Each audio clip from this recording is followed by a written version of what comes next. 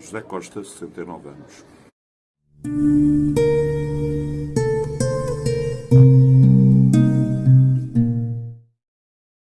Cheguei aqui antes de fazer 10 anos, ou seja, quase há 60 anos. Vila Franca era completamente diferente do que é hoje, né? Quer em termos, e sobretudo urbanísticos, não é? E depois, claro, com as pessoas completamente diferentes. Convém dizer que quando eu vim para cá não existia o bairro do Bom Retiro. O Bom Retiro eram meia dúzia de casas, não existia a Quinta da Grinja, não existia a Quinta da Mina, enquanto zonas habitacionais. O Santa Cia estava a começar e digamos que a vida era mais aqui neste núcleo, que era o núcleo principal. Por outro lado, aquilo que eu me lembro, havia muita miudagem, ou seja, as famílias eram muito mais numerosas. No meu prédio, quando eu vim morar, que é ali ao pé do Ateneu, junto aos depósitos de água, só no prédio, num prédio de 3 andares, existiam para ali, 4, 9, uns 15 miúdos, rapazes e raparigas. E digamos que e era quase isto em todo o lado. Não é? Por outro lado, mesmo aqui no núcleo, havia, quer dizer, os bairros às vezes eram um bocadinho estanques, havia rivalidades entre os miúdos, logo ali perto havia um grupo do Quebra-Costas, havia a malta do bairro da Lata, havia a Bica do Chinelo, tudo, e aquilo eram territórios às vezes que para se ir sozinho era um bocado complicado. Não existia ainda, quando eu para cá vi, o bairro dos Avieiros. Os Avieiros ainda eram completamente nómadas e viviam nos barcos. E olha, fotografias dessa época e a gente vê e não havia ali nada, não é? Tudo no rio. Quando foi ali inaugurado o ringue de patinagem, não se vê essa, nem sequer as palafitas, não é? Ainda. Por isso, isto tudo era completamente diferente. O próprio jardim, não é? Que o jardim era muito frequentado, porque o jardim tinha ali um mini jardim zoológico, não é? Tinha uma parte de animais. O jardim também era muito frequentado ao fim de semana por gente de fora. Vinham grupos cacilheiros e que iam fazer piqueniques lá para o fundo, uma zona também destinada a isso, arborizada e com mesas específicas. O ringue de patinagem, mesmo quando não havia jogos, aos fins de semana alugavam patins. Enfim, era tudo completamente diferente. E a miudagem, brincava tudo na rua. A rua era, digamos, o centro de tudo e mais alguma coisa. A jogar à bola, jogava-se, não havia carros. No prédio, quando eu vim morar, não havia um único carro. Muita vida. Por exemplo, o comércio, muitas tabernas. Naquela altura, pelo menos no meio em que eu vivi, das pessoas, não havia vinho engarrafado, as pessoas iam comprar o vinho diariamente à taberna. Havia muitas mercearias. Esta rua aqui do Chavedor, uma vida intensa, muitas lojas, vinha muita gente de fora fazer compras a Vila Franca. E isso dava uma vida muito dinâmica a esta terra. Isso aí sem dúvida. A classe dos caixeiros, ou seja, das pessoas que trabalham ao balcão e tal, era numerosa. Aqui, começar aqui para a rua, por esta rua, que é a Rua do Cais, ou Almirante Reis, ou também conhecida pela Rua de Chave, um bocadinho antes das 9, antes das lojas abrirem. A quantidade de gente que estava a ver que trabalhavam lá. À hora do almoço, a mesma coisa. Quer dizer, as coletividades, neste caso o Ateneu, os bombeiros, digamos, as festas eram quando era miúdo não tinha idade para frequentar esse tipo de coisas, os bailes que eram, digamos, os divertimentos que as pessoas tinham. Agora, a miudagem na rua brincava tudo, não é? Jogava a bola, jogava a carica, jogava o berlinde, era tudo isto na rua. Os progressos que ninguém pode parar, não é?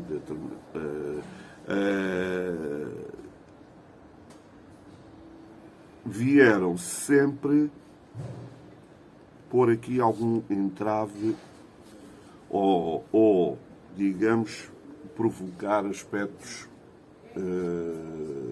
não tão positivos em Vila Franca. Por exemplo, a ponte. Ninguém nega um progresso e era uma obra que, no mínimo dos mínimos, 30 anos que já andava a ser desejada por vários setores daqui, desde os anos 20, pelo menos. Se bem que ainda venha de trás, porque as travessias eram poucas. E as lesírias estavam aqui instaladas imensas ganaderias, por exemplo. Quando foi feita a ponte, a estrada começa a ter uma maior circulação e claro que as ganaderias tiveram que se afastar daqui e o touro bravo não pode estar em contacto cotidianamente com determinadas coisas por aí fora. Por isso começou a perder, digamos, algumas das suas características próprias, se bem que alguma da propaganda que se fez em torno de determinadas tradições perpetuasse isso mais um bocado também no imaginário e também até na realidade. Depois, e antes disso, até os próprios caminhos de ferro. É que são terras com vida própria e que o desenvolvimento das vias de comunicação vão transformar em zonas de passagem. Vila Franca era aqui um entreposto muito importante do ponto de vista económico, do ponto de vista comercial, do ponto de vista agrícola, etc. Vila Franca tinha um movimento incrível, o Cais tinha um movimento, claro, e depois tinha aqui um modo de vida muito característico. E esse tal progresso, e sobretudo as vias de comunicação, os caminhos de ferro, depois a ponte, a autoestrada, faz de Vila Franca um sítio de passagem, não é? E claro que durante muito tempo conseguiu manter porque as coisas aqui também não marcham ou não marcharam a uma velocidade muito grande e conseguiu-se manter um determinado tipo de vivências que depois foram perdendo, não é? Por completo. As festas, o Senhor da Boa Morte, era uma coisa muito vivida. Era um dia inteiro, volta ia logo de manhã, lá para cima, para o monte, levava o almoço, levava tudo, mantas, ia bancava ali, fazia-se os piqueniques vivia-se a festa, a procissão, depois a quermesse, o baile, enfim, era o dia da espiga como deve ser. Os rapazes, por exemplo, com quem eu brincava dessa altura, já morreram. E outras, quer dizer, foi a própria vida, não é? Que nos separa. Só o facto de eu ter continuado a estudar leva-me para outras, transportou-me para outros meios, para outras pessoas, por aí fora, e depois a pouco e pouco. Mas, no entanto, mantenho ligações muito fortes a pessoas dessa altura, não é? Mas, digamos, aqueles, porque isto é assim, cada fase da vida tem amigos também diferentes, vão crescendo. E depois, digamos que há uns que vão tomando lugar de outros, por aí fora. Os primeiros, exatamente, os primeiros confidentes eram amigos para tudo, não é? Não só para confidentes, mas para fazermos tudo e mais alguma coisa. Era essa malta que vivia no meu prédio. Dois dos rapazes, que infelizmente já, que era o Zé e o Custódio. Um deles até foi casado aqui com uma antiga funcionária da biblioteca, que era a Cel, há muitos anos, mas o primeiro marido dela conheci-o muito antes, quando vieram também vieram de fora. Vinham da zona do Porto e vieram para ali morar, porque aqui esta zona cresceu muito com a industrialização, chegou a ser um dos núcleos industriais mais fortes do país, e a população cresceu muito, com gente vinda de fora. Como disse há bocado, praticamente era tudo gente de fora. E era essa gente que vivia ali no meu prédio. Era, digamos, eles eram dois rapazes, tinham duas irmãs. Ao lado, uma família que tinha 5 filhas. As raparigas todas desse tempo, nós sabíamos tudo uns dos outros. Quer dizer, a verdade era esta. Não havia grande possibilidade de grandes segredos. A verdade é esta. No segundo andar viviam também imensos outras famílias com 5 filhos. Essas pessoas é que partilharam connosco, e neste caso comigo, essas primeiras vivências, esses segredos e tudo. Não havia grandes segredos. As raparigas tinham mais segredos, não é? Porque tinham uma vida mais controlada, não podiam. As raparigas não iam ao café. A gente ia ao café e não se via uma rapariga sozinha, não é? Tinha que ser com os pais. E só de certa idade era apelidada disto e daquilo. Quem tinha uma educação mais liberal, eu lembro-me perfeitamente de amigas minhas daquilo que se dizia porque iam ao café. Por isso, as raparigas acabavam sempre por ter mais segredos do que os rapazes, porque praticamente tudo estava interdito às raparigas, exceto na vida doméstica. Tinham que ajudar as mães, ou ir para a escola, e de resto, lembro-me, e naquele tempo, quer dizer, os pais batiam muito nos filhos. Bem, se naquela altura houvesse aquela... Ninguém falava em violência doméstica, não é? Aquilo era o prato do dia, era a gente a levar porrada. Na escola, quer dizer, aquilo era o pão nosso cada dia.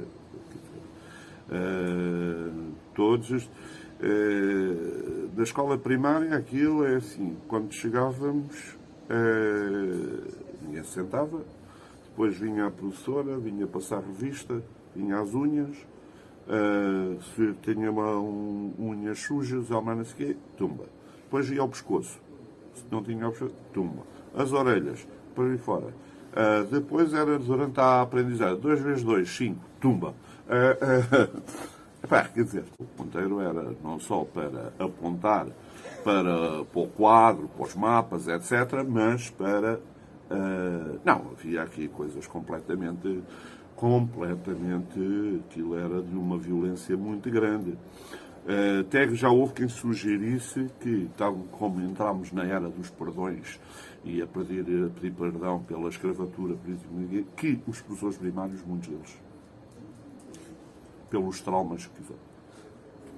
O meu pai saiu da escola por causa do professor. E o meu pai nasceu em 1924, já faleceu, e não acabou a escola primária, só acabou a escola primária na tropa, por causa da agressividade do professor primário. Para já não havia forma nenhuma. Havia uma forma e as pessoas ou aprendiam todas daquela forma ou não aprendiam.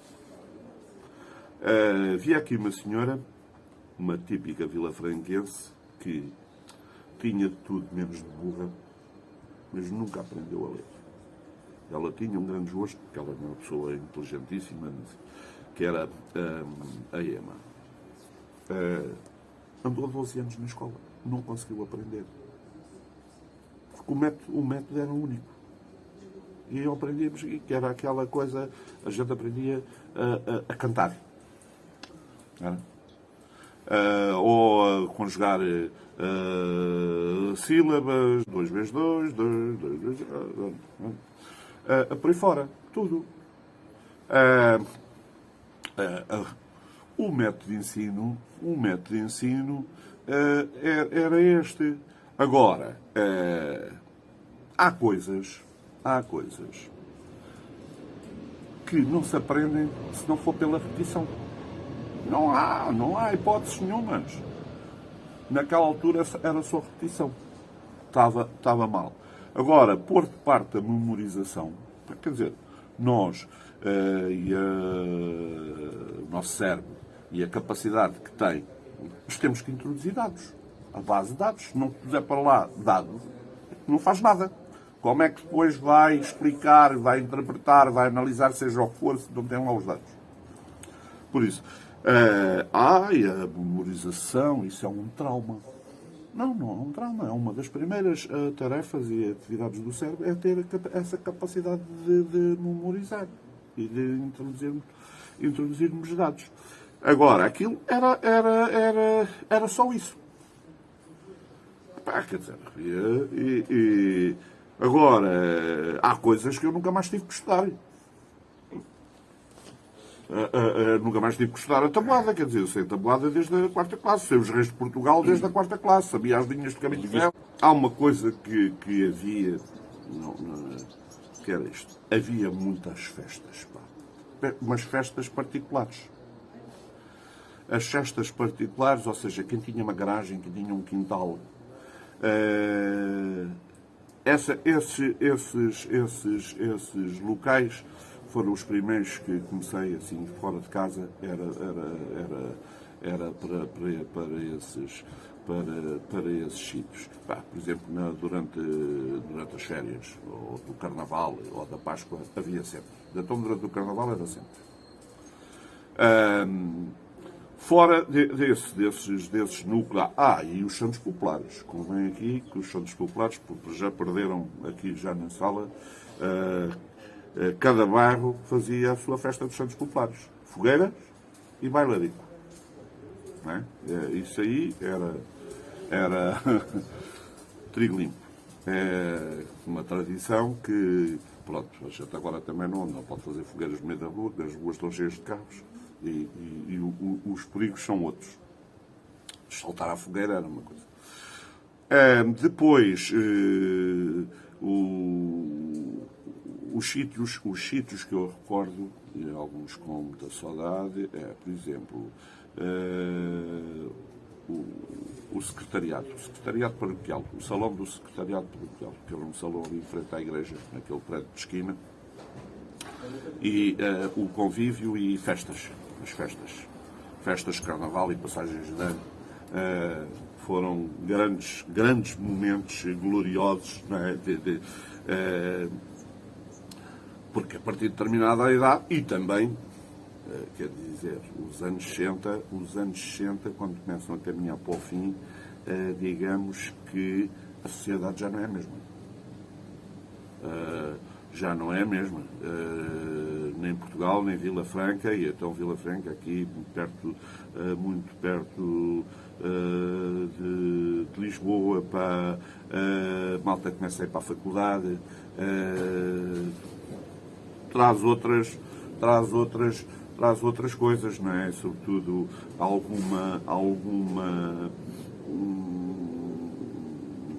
algum esclarecimento político de crítica em relação ao regime e sobretudo à guerra, não é? Eu, a partir de determinada altura, eu e todos os outros meus amigos, vivíamos com aquela coisa, a imagem da guerra, e que íamos parar à guerra. Ali na zona onde eu vivia, muitos rapazes piraram-se, não é? Outros iam para o asilo, que era o Parque de Alverca, que era considerado porque só se fazia a recruta, porque depois as oficinas requisitavam a malta e livravam-se da coisa. Essa questão da guerra era coisa. E quando começou a guerra, eu era muito pequeno, mas depois, à medida que ia crescendo, a gente podia não ter muita consciência política. E isso foi terrível, não é? Foi porque a gente vivia com esse terror no horizonte. E alguns dos meus amigos foram lá parar. Por isso, aí começa tudo. Não é? Começa que a gente começa depois a contactar com outras pessoas, com outras vivências e digamos, a tomar consciência mais de determinadas coisas. Onde convívio e mais não sei o quê, mas à mistura também esse tipo. Que era, qualquer adolescente vivia com isso. Lembro-me aqui da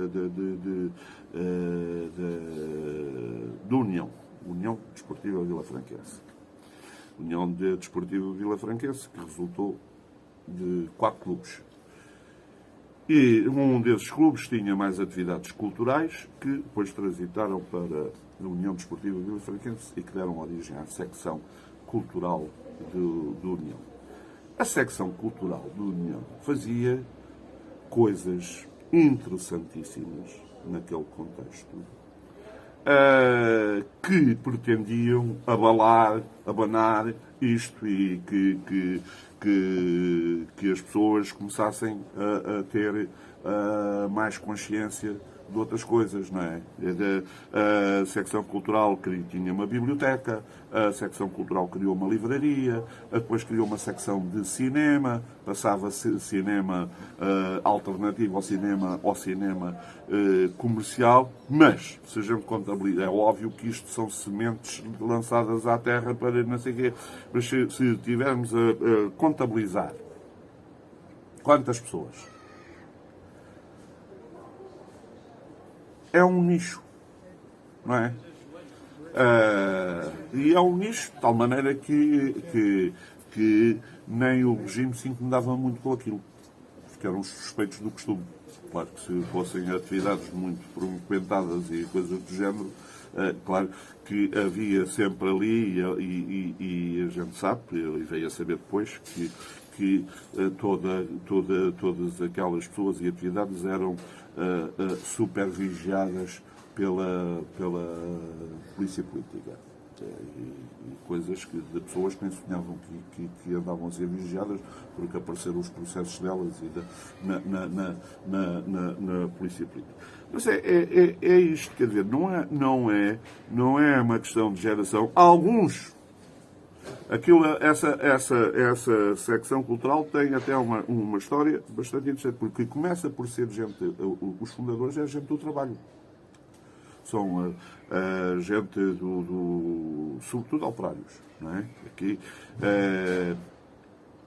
e depois vão juntar-se os estudantes. E essa vai ser uma combinação muito interessante, o mundo do trabalho com o mundo estudantil, e depois essa secção cultural vai ter outras atividades, vai trazer debates, vai convidar escritores, pintores, escultores. Há uma série de atividades culturais que se devem a essa dinâmica dessa malta desse tempo. Que certamente deu alguns frutos, nomeadamente por eles próprios, né? Que ganharam, porque eram espaços que eram ilhas de liberdade. Por aí fora, depois, a determinada altura, também temos que falar aqui que contribuiu muito para abrir os espíritos. Enfim, foi o padre Muniz, que esteve aqui nesta paróquia durante muitos anos, desde o início dos anos 40 até ele deixar de ser padre, mas a partir de determinada altura a paróquia foi também um local de abertura e um espaço onde foi possível fazer determinadas coisas, inclusive através de pessoas com quem o padre Muniz se relacionou, e depois até os diáconos, como o Carlos Cruz, o Joaquim Alberto, etc. São pessoas que depois, através delas, trazem outros, e etc. Isso contribuiu muito para uma nova luz, uma nova visão das coisas, e que a vida, o mundo, não era aquela coisa tão restrita, tão pequenina que a gente estava habituados aqui, não via. Era como se fosse cego, não conseguia ver que havia uma série de outras coisas. Claro que não é só isto que contribui para essa abertura. Claro que, como estava a dizer, o país mudou muito, até pela imigração. Muita gente que depois foi viver para o estrangeiro, depois quando vinha, contava como era, etc., o contraste, a televisão, que apesar da censura, mas dava e trazia imagens de outros mundos, de outras coisas. Quer dizer, isto era muito pequenino, muita mesquinhez. Uma série de assuntos que eram tabus. A nível da sexualidade era uma coisa horrível. Nem se podia pronunciar. As pessoas faziam a sua educação e formação nessas áreas da pior maneira. Não é? Porque não era em casa. Porque os pais também não tiveram nenhuma. Então, reproduzia-se. O modo como as raparigas eram educadas, as raparigas e rapazes, mas sobretudo as raparigas, que acabaram por ser mais vítimas de tudo isso. O Conselho, que já foi rico, hoje é um Conselho, ou pelo menos parte do Conselho, empobrecido. Vila Franca é uma terra envelhecida, e se é uma terra envelhecida não tem alma, não é? O crescimento urbano fez-se completamente desordenado. Apareceram novos bairros com milhares de pessoas a viverem lá, mas que praticamente não têm vidas integradas aqui. São dormitórios, não corresponderam a um desenvolvimento económico aqui específico e da terra, mas da área metropolitana de Lisboa. Há pessoas que vêm dormir e nunca vêm aqui abaixo. Por isso é uma coisa. Por outro lado, é que o núcleo duro aqui, o centro histórico, estar envelhecido, estar sem alma, não é? Imensas casas abandonadas, ou seja, o núcleo central está despopulado. Quantas pessoas moram aqui nesta rua do Fechado de Ouro? E quantas pessoas moram ali nos limites do Lar da Câmara, na Rua Direita, etc. etc. Certamente viverão alguns, muitos deles são já de muita idade, não se vêem jovens, vai-se tudo embora, por isso quer dizer, Vila Franca não se preparou para um determinado tipo de mudanças, está a ser difícil, sobretudo então depois do grande impacto, dos impactos da globalização, ou seja, a desindustrialização do Concelho, empobreceu muito o Concelho, não há poder de compra, não há comércio, enfim. Certamente vai mudar, porque estamos sempre em mudança. Isso é um dado adquirido. Agora, depende muito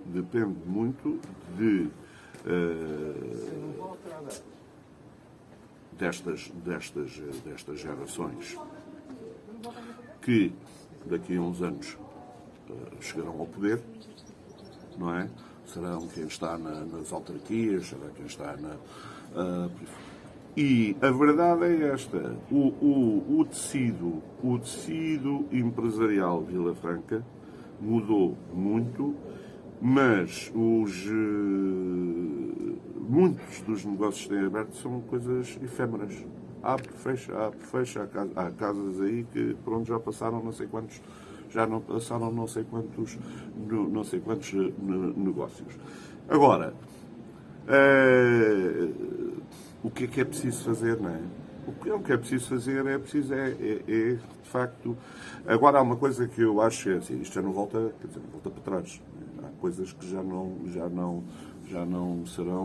serão como era de antes. Nem voltamos a ter um comércio tradicional que dava uma vida. Isto era uma terra de comércio, uma terra de comerciantes. Não é?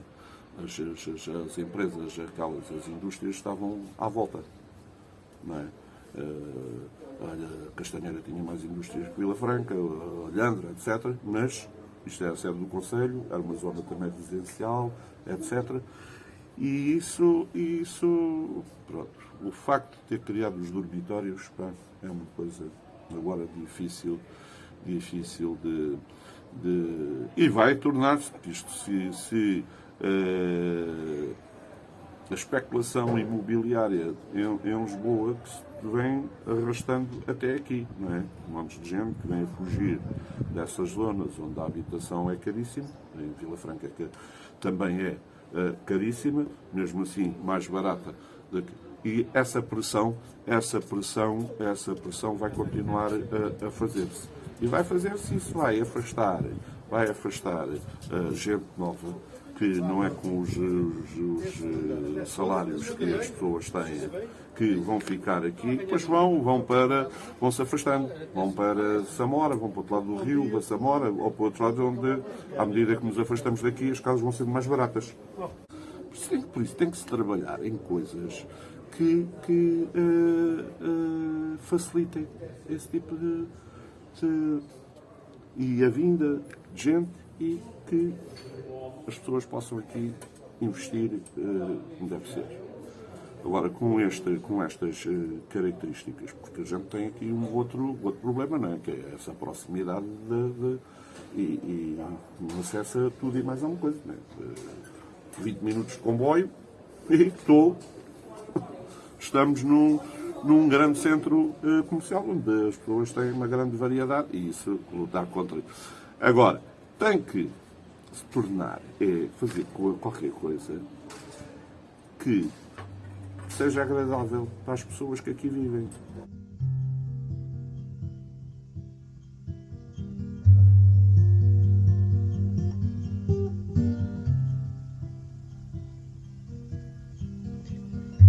Parecia aquele Tejo, este rio doirá.